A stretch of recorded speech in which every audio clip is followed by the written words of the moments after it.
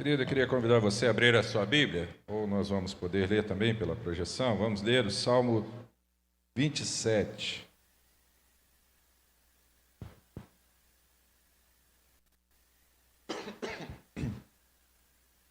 Salmo 27.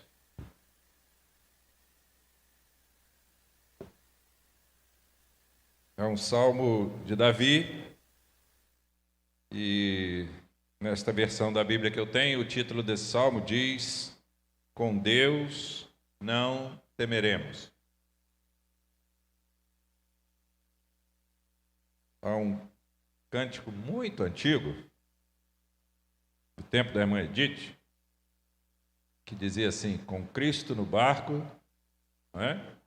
Tudo vai muito bem, né? Com Cristo no barco tudo vai muito bem, vai muito bem, vai muito bem. Com Cristo no barco tudo vai muito bem, e passa o temporal. E que mais? E passa o temporal. Ah, Marlúcia está me atrapalhando, vamos lá. Isso.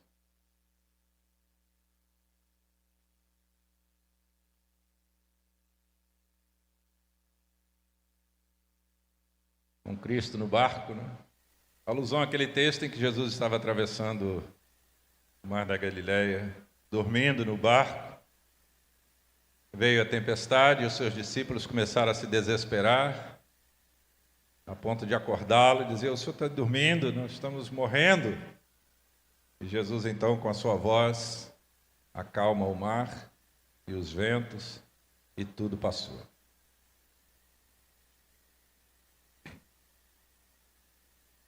Esse texto faz alusão a esse cuidado de Deus, a confiança do salmista expressa neste cântico, né? Diz assim: o Senhor é a minha luz e a minha salvação, de quem terei medo? O Senhor é a fortaleza da minha vida, a quem temerei? Quando malfeitores me sobrevêm para me destruir, meus opressores e inimigos, eles é que tropeçam e caem. Ainda que um exército se acampe contra mim, não se atemorizará o meu coração, e se estourar contra mim a guerra, ainda assim terei confiança. Uma coisa peço ao Senhor e a buscarei, que eu possa morar na casa do Senhor todos os dias da minha vida, para contemplar a beleza do Senhor e meditar no seu templo. Pois no dia da adversidade, Ele me ocultará no seu abrigo, no interior do seu tabernáculo me acolherá, Ele me porá no alto de uma rocha. Agora será exaltada a minha cabeça acima dos inimigos que me cercam. No seu tabernáculo oferecerei sacrifícios de júbilo, cantarei e salmodiarei ao Senhor. Ouve, Senhor, a minha voz, eu clamo. Tem compaixão de mim e responde-me. Ao meu coração me ocorre, busquem a minha presença. Buscarei, pois, o Senhor, a tua presença. Não me esconda, Senhor, a tua face. Não rejeites com ira o teu servo. Tu és o meu auxílio. Não me deixes, nem me abandones, ó Deus da minha salvação. Porque se o meu pai e a minha mãe me abandonarem, o Senhor me acolherá. Ensina-me, Senhor, o teu caminho, e guia-me por vereda plana, por causa dos meus inimigos. Não me entregues à vontade dos meus adversários, pois contra mim se levantam falsas testemunhas e os que só respiram crueldade.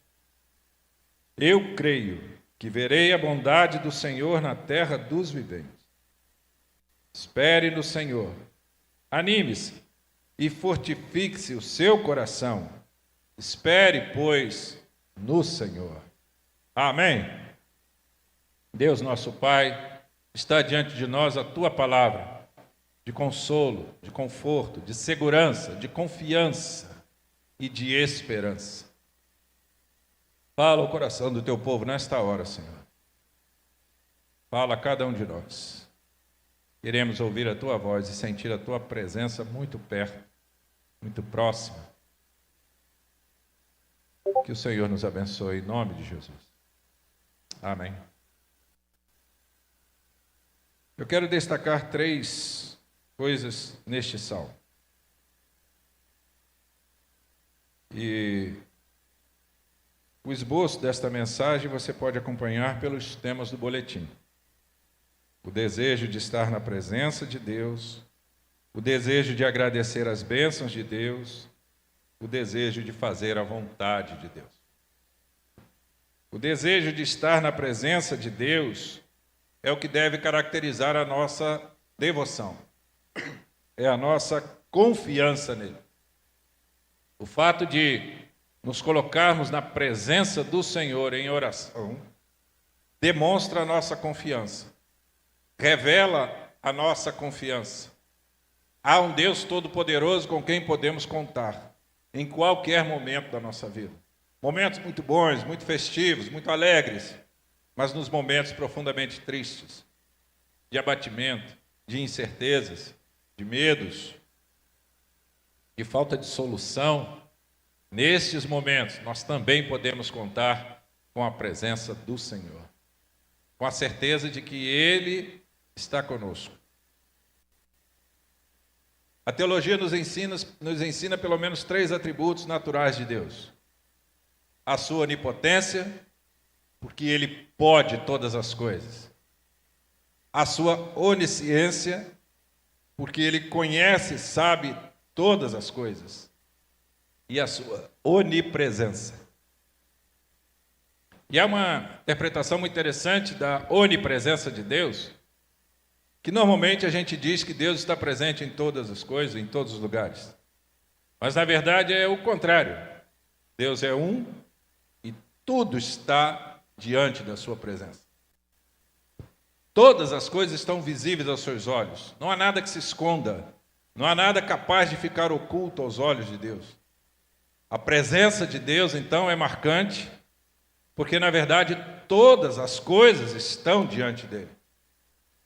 Não que a gente veja Deus ali, Deus aqui, Deus está presente ali, Deus está... Não é assim que acontece. Nós é que estamos completamente diante dos seus olhos. Não há nada que você faça e não há nada que você pense que fuja ao conhecimento do Senhor.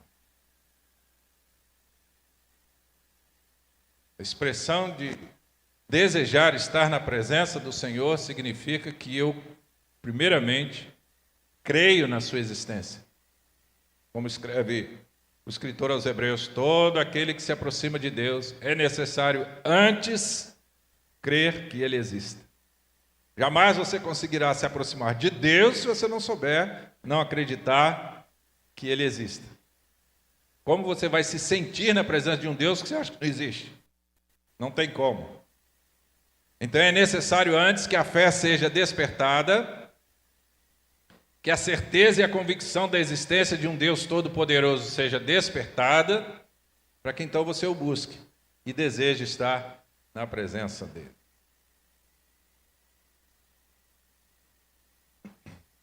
Sendo assim, é necessário que a sua confiança nele seja despertada e reforçada a cada dia, para que você sinta o prazer, o gosto, o desejo de se colocar na presença dele.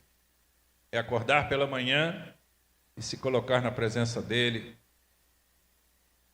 É ao dormir à noite, se colocar na presença dele. O salmista diz isso: eu me deitei e dormi e acordei, porque o Senhor me guardou. Então, mesmo dormindo, você está na presença de Deus. Mesmo sonhando, você está na presença de Deus. Mesmo trabalhando e preocupado com tantas outras coisas, você está na presença de Deus. Mas o desejo de separar aquele momento específico, o desejo de se colocar na presença dele, precisa ser um prazer. Você ainda consegue sentir prazer em buscar ao Senhor? Ou você só faz isso quando as coisas estão complicadas, é necessária uma solução de algo que aparentemente está insolúvel, e aí você tem de buscar ao Senhor? O salmista, quando faz esta declaração aqui, ele está se colocando diante do Senhor com uma certeza: Deus é o seu refúgio, Deus é a sua fortaleza. Ele diz: é a minha luz e a minha salvação. Essas coisas a gente não descobre em um dia. Essas coisas a gente não descobre em alguns minutos. Essas coisas, essa certeza de luz, salvação, fortaleza, refúgio, essa certeza a gente vai adquirindo e vai reforçando todos os dias diante da presença do Senhor. Uma segunda coisa que a gente destaca nesse salmo aqui é o desejo de agradecer as bênçãos de Deus. É um sentimento de gratidão que deve permear todas as nossas ações. Como eu sempre falo aqui, no momento de ofertório, quando você se levanta para vir dedicar uma oferta, o seu dízimo, você precisa fazer isso com gratidão. Quando você se dispõe a ajudar em algum ministério da igreja, é por gratidão. Quando você se dispõe a ajudar uma pessoa, é por gratidão. Sempre por gratidão a Deus. Mas gratidão de quê? Da primeira experiência que você teve com Ele, que é a sua conversão, e das demais experiências que você vai tendo com Ele, de ser sustentado, provido, cuidado e abençoado por Ele. A gente vive num mundo tão corrido e tão acelerado, as coisas vão acontecendo tão rápido na vida da gente, o nosso dia a dia é um dia tão preocupante, tão estressante, que às vezes a gente não se dá conta das nossas experiências com Deus.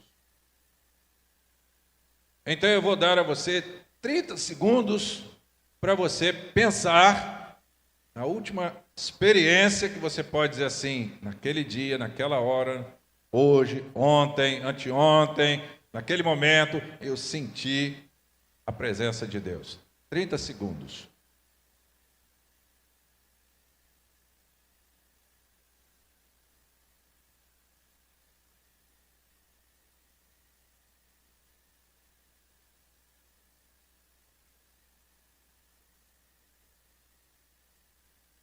Pensou? Muito bem. Que esta experiência sirva para você continuar confiando. Que esta experiência desperte em você o desejo de uma nova experiência com Deus. Que esta experiência leve você a passar a perceber no seu dia a dia o que Deus está fazendo. O que Deus está fazendo.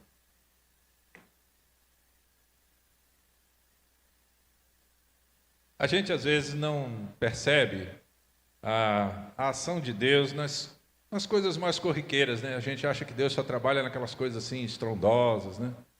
Aqueles milagres mirabolantes e tal. Dias atrás eu e o Jorge fomos buscar uma geladeira lá no Meier, né, no apartamento do meu sobrinho. Fomos para lá, chegamos lá, não tinha onde parar. E a menina do prédio falou assim, não, pode parar aqui na frente mesmo, isso aqui é uma rua movimentada. Fiquei 5 minutos parado, deu um baita de um engarrafamento. Eu falei, minha filha, eu não posso parar aqui, eu vou ser multado. Não, todo mundo para. Eu falei, mas eu não vou parar. Do outro lado da rua, na calçada, havia um carro da prefeitura. Estavam consertando um negócio no poste, eu fui lá, falei, amigo, como é que eu faço? Eu queria parar aqui, pegar uma geladeira e tal. O senhor quer parar aqui? Eu falei, ué, se puder. Não, se o senhor quiser, a gente sai e o senhor para. Eu falei, é agora. E aí deu uma volta no quarteirão e tal, eles tirou o carro, eu parei o carro em cima da calçada e falei, aqui é à vontade, aqui não tem problema. Eu falei, beleza, ponto 1, anota aí. Fomos lá, todo o trabalho, desmontamos tudo e tal, descemos a geladeira e tal. Na hora de sair do prédio, tinha que atravessar a rua com aquela geladeira e tal. Geladeira grande. E aí tinha um rapaz com um transporte, um caminhão de transporte, falou assim: "Eu quero um carrinho para pegar a geladeira?" Eu falei: "Quero." Eu pensei que ele era do prédio. Ele falou: "Vai lá no caminhão, pega um carrinho lá e tal." O cara trouxe aquele carrinho, botamos a geladeira ali, atravessamos, o rapaz ainda ajudou, a gente botou. Eu falei assim: "Tá vendo, Jorge? Deus é um Deus de detalhes." Toda a dificuldade que a gente via foi resolvida. Sabe, meus irmãos, às vezes a gente não tem essa noção de olhar o que Deus ajuda a gente, faz por nós. Em pequenas coisas, pequenos detalhes. Um dia procurando um negócio lá em casa, Marluz procurando, falou assim: "Ai, Deus, me mostra onde está esse negócio." Mostrou. E achou. Aí você fala assim: isso não era. É assim. Passe a observar nos pequenos detalhes o que Deus está fazendo na sua vida, no seu dia a dia.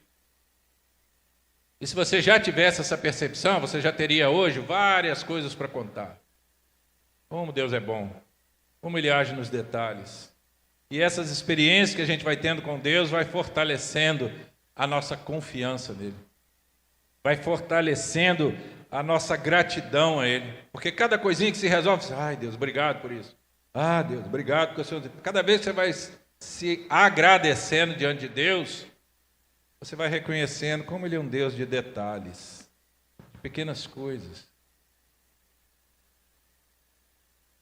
Eu não vou dar mais 30 segundos não, mas eu gostaria que você saísse daqui hoje sempre, a partir de hoje, sempre tentando observar como Deus age no seu dia a dia, nos seus detalhes, nas suas soluções, no seu livramento.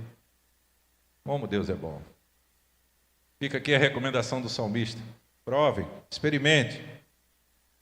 Como o Senhor é bom. Provem e vejam como o Senhor é bom. E por último, uma terceira coisa que a gente encontra nesse texto, então, é o desejo de fazer a vontade de Deus.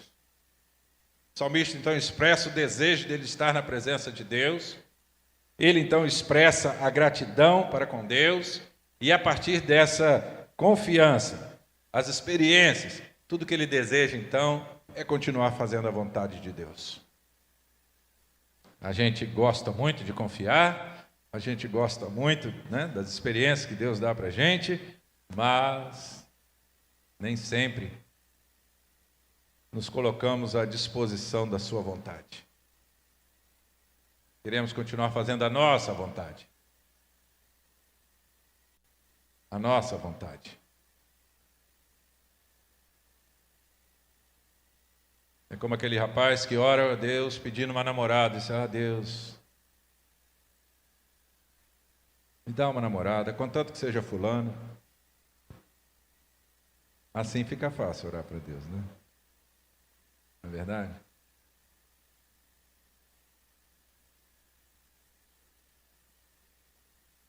Pode ser que tenha alguma moça também orando assim, né? Deus, me dá um namorado, contanto que seja fulano, né? Assim fica fácil, né? Deus, abre uma porta de trabalho para mim, contanto que seja função tal, contanto que eu ganhe tanto. Você não tem que colocar essas coisas para Deus. Você tem que confiar e se colocar à disposição para Ele fazer a vontade dEle na sua vida. É como eu falei em relação a esse formuláriozinho que a gente distribuiu. Assinala aí o que você está desejoso de fazer. E depois, deixa que Deus vai fazer. Deixa que Deus vai mostrar onde você vai se alocar, o que você vai fazer, com quem, em que tempo. Deus vai dar. Deus é um Deus de detalhes. Ele não faz nada pela metade. Deus não obra na nossa vida nada pela metade. Deus não para nenhuma construção na nossa vida, a não ser que a gente queira que Ele pare a construção. Mas quando a gente quer que Ele faça a vontade, Ele faz uma construção completa. Ele faz uma obra completa, Ele faz uma transformação completa. Deus não é Deus de metades. Não tenha medo do que Deus possa fazer na sua vida. Não tenha medo. de se colocar nas mãos do Senhor para ser usado por Ele. Não tenha medo, porque qualquer coisa que apareça, qualquer dificuldade que possa vir a aparecer, ainda assim você vai saber que está dentro da vontade de Deus. A Bíblia está repleta de exemplos de homens de Deus que se colocaram à disposição do Senhor e que, apesar das dificuldades que passaram e que tiveram na sua carreira missionária, profética, ainda assim cada um tinha a certeza de estar fazendo a vontade de Deus. Já contei aqui, vou contar de novo, uma experiência de um homem, um grande empresário, que ajudava com a sua oferta, uma oferta bem boa para um leprosário, e um dia ele resolveu visitar aquela obra social. Chegando lá, a missionária que coordenava aquele trabalho, começou a mostrar ele o trabalho, e começou a ver aquelas pessoas doentes, mutiladas, a pele saindo, a lepra é terrível, não é? E ele caminhou durante algum tempo para aquela gente e virou para aquela mulher e disse assim: olha, eu não faria isso aqui por dinheiro nenhum. E ela disse: nem eu.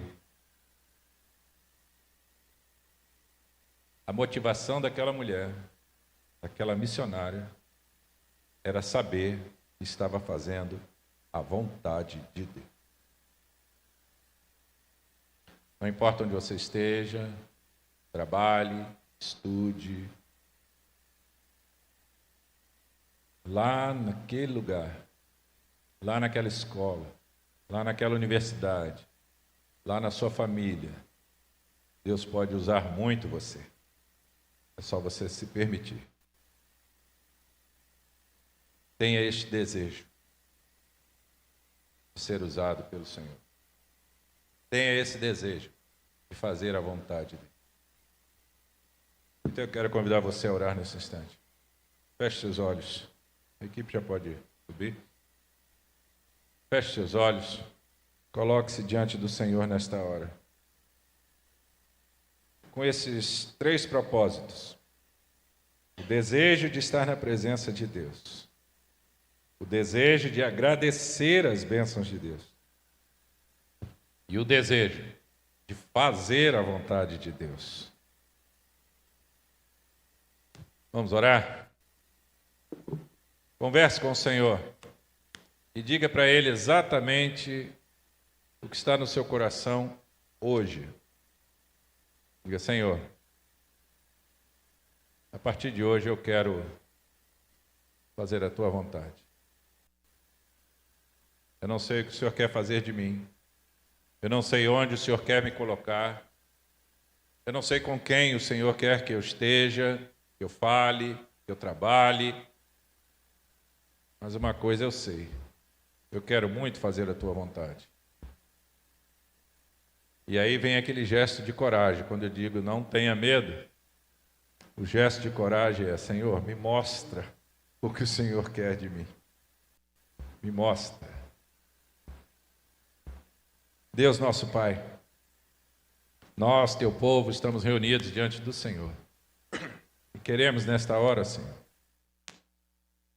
em um gesto de consagração, de entrega, mais uma vez, nos colocarmos na Tua presença, com o coração muito agradecido pelas muitas experiências que temos com o Senhor. Nos colocamos assim, na Tua presença, para ouvir, para sentir do Senhor o que o Senhor espera de nós. Sobre lugar, sobre tempo, sobre pessoas, sobre condições, nós não sabemos. Mas o Senhor sabe. Então nós nos colocamos muito confiantes nas Tuas mãos, para sermos usados pelo Senhor. Do mais novo ao mais idoso. Da criança, do adolescente, do jovem, dos adultos. Que o Senhor nos mostre a Tua vontade. E que juntos possamos fazer desta igreja uma agência evangelizadora do Teu reino aqui neste bairro. e em nossa cidade. Para a honra e glória do Senhor, pelo nome de Jesus Cristo. Amém. Amém. Deus abençoe você, querido. Deus abençoe a sua casa. Deus abençoe muito esta decisão que você tomou hoje, esta escolha que você fez. E que esses desejos de estar na presença do Senhor e de servi-lo possam continuar por toda a sua vida. Amém?